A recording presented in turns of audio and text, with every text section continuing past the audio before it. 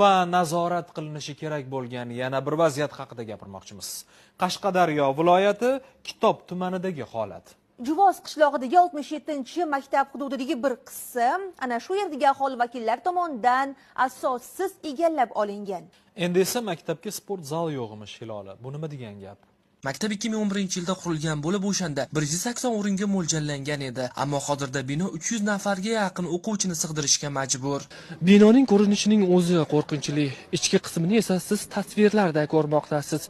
Biroq 67-sonli maktabning o'quvchilari va o'qituvchilari jismoniy tarbiya fani o'tilayotganda aynan har kun mana shu binodan foydalanishadi.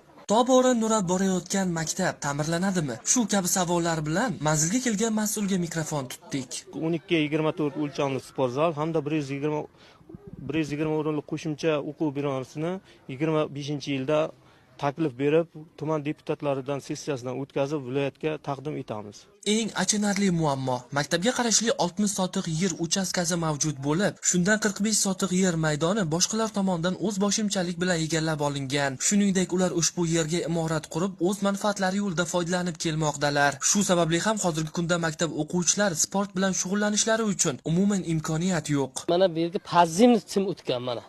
Qarang mana. Sport zal yo'q. Mana shu joyga o'ynatadi. Yomg'ir yog'sa sinfga o'tadi, loy, voleybol, biz